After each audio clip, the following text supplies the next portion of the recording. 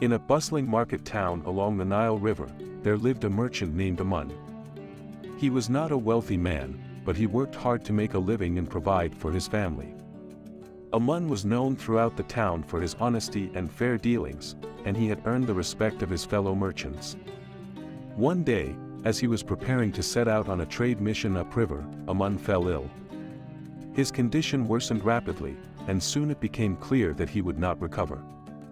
His family and friends gathered around him, comforting him as he lay on his deathbed. I have lived a good life, Amun said weakly. but I am not ready to leave this world just yet.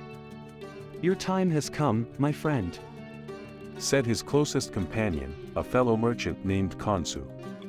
but do not despair. Your preparations for the afterlife have been meticulous, and you will be well equipped for your journey. Amun nodded, his eyes closing. He could feel his life slipping away from him, and he knew that he was about to embark on a journey to a place beyond this world. As he took his last breath, Amun's soul left his body and began its journey to the afterlife. He felt weightless and free, but also a little afraid of what lay ahead. He wondered what challenges he would face and what kind of judgment he would receive from the gods. As Amun's soul continued its journey, he found himself in the realm of the dead, a dark and foreboding place filled with shadowy figures and strange creatures. What is this place? He wondered aloud. This is the underworld, the land of the dead. A voice answered. Amun turned to see a figure emerging from the shadows. It was Anubis, the jackal-headed god of mummification and the afterlife. Anubis. Amun exclaimed. Thank the gods you're here. I was starting to feel lost. Anubis smiled, his golden eyes shining in the dim light. Do not fear, Amun. I am here to guide you on your journey. You must pass through the houses of the underworld, each one guarded by a different god or goddess. Amun nodded, feeling a sense of determination. He knew that he had to face whatever lay ahead if he was to reach the field of reeds. Together, Anubis and Amun set out on their journey through the underworld. As they passed through the first house, they encountered the god Geb, who oversaw the earth and the underworld. Gib, Anubis greeted him. we seek passage through your house. Geb looked down at Amun with a stern expression. You must prove yourself worthy to pass through my house, mortal. Only those who have lived a life of virtue and honor may pass. Amun felt his heart sink. Had he been virtuous enough in his life? Had he truly lived a life of honor? Anubis stepped forward. Fear not, Gib. This soul has led a life of honesty and fairness. He deserves to pass. Geb considered this for a moment before nodding his agreement. Very well. You may pass through my house, but know that you will be judged at the end of your journey. Along the way, they encountered various obstacles, including the monstrous serpent Apep and the fiery lake of eternal torment. Through it all, Anubis guided and protected Amun, helping him to navigate the treacherous terrain and avoid the many dangers that lay in his path. As they approached the final house, Amun could feel his heart pounding in his chest. This was where his fate would be decided, where he would face judgment before the god Osiris himself. But he also knew that he had lived a good life, and that he had done his best to be virtuous and honorable. With a deep breath, he stepped forward to face his final challenge. Amun stood before the great hall of the god Osiris, his heart pounding in his chest. He knew that this was where his fate would be decided, where he would face judgment for all of his deeds in life. Anubis stood beside him, his jackal head held high. Do not fear, Amun. He whispered. You have lived a virtuous life. You will be rewarded for your deeds. But despite his friend's reassurances, Amun could not help feeling nervous. He knew that the judgment of Osiris was not to be taken lightly. The doors to the hall swung open, revealing the god himself sitting upon his throne. Osiris was a regal figure, his skin the color of the rich earth, his eyes deep and wise. Welcome, Amun. He said, his voice echoing through the hall. You have come to be judged for your deeds in life. Amun stepped forward, feeling a sense of awe and reverence. I have, my lord. I am ready to face whatever judgment you deem appropriate. Osiris regarded him for a moment before nodding. Very well. But first, you must pass my test. With that, Osiris rose from his throne and held out a scale.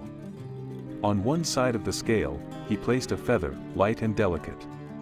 On the other side, he placed Amun's heart. If the heart was heavier than the feather, it was devoured by the monster Ammit, a creature with the head of a crocodile, the front legs of a lion, and the hind legs of a hippopotamus. This meant the soul would be destroyed, and the person would cease to exist for all eternity. Alternatively, the soul would be condemned to an afterlife of eternal torment in the land of the dead, a desolate and barren place where the soul would suffer for all eternity. Amun watched nervously as the scale tipped and swayed, the feather remaining steadfast while his heart grew heavier. At last, the scale settled, and Osiris looked upon the results. Your heart is heavy with the weight of your deeds, Amun, but it is not so heavy as to condemn you. Relief washed over Amun as Osiris continued.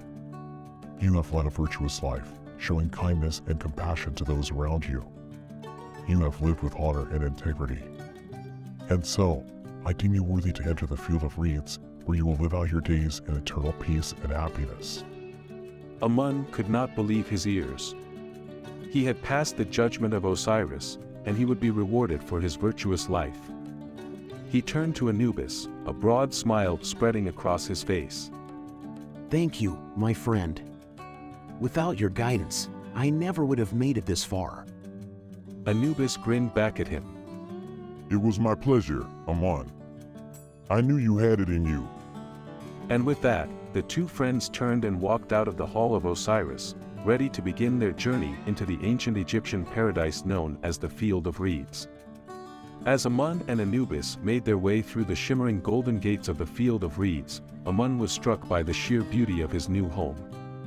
Lush fields stretched out before him, dotted with fragrant flowers and fruit trees heavy with ripe fruit. Crystal-clear streams wound their way through the landscape, and flocks of birds flitted about in the bright blue sky. Amun could scarcely believe that this was his new home. He had always dreamed of living in a paradise such as this, but he never could have imagined the reality of it. Anubis grinned at his friend's awestruck expression. Welcome to your new home, Amun. The Field of Reeds awaits. As they made their way through the fields, Amun couldn't help but feel a sense of peace and contentment settle over him. He had never felt so at ease, so free from worry or pain. Soon, they came upon a grand palace, its walls towering high into the sky. Anubis gestured towards it. That is where you will be living, Amun. It is yours to do with as you please. As they approached the palace gates, Amun could see that there were already others inside, going about their daily lives. Men and women laughed and chatted as they tended to their gardens, while others lounged by the pool, enjoying the warm sunshine. Amun felt a sense of excitement building within him. There were so many new people to meet, so much to see and do. He could scarcely wait to begin exploring his new home. As they entered the palace, Amun was greeted by the sight of servants bustling about, preparing a feast in his honor. He could smell the rich aroma of roasted meats and freshly baked breads, and his stomach rumbled in anticipation.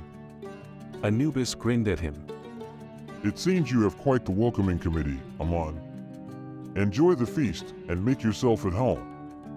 You have earned it. Amun felt a sense of gratitude wash over him. He had indeed earned this paradise, with his virtuous life and kind heart. And he would spend the rest of eternity enjoying all that it had to offer. Days turned to weeks, weeks turned to months, and Amun found himself settling into his new life in the Field of Reeds.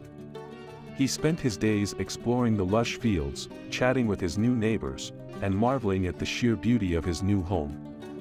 As the days passed, Amun found that he had a newfound love for learning. He spent hours poring over ancient texts, studying the secrets of the universe and the mysteries of the gods. He engaged in lively debates with other scholars, each eager to prove their own theories and share their own knowledge. But it was not all work and study in the field of reeds. Amun also found time for play and adventure.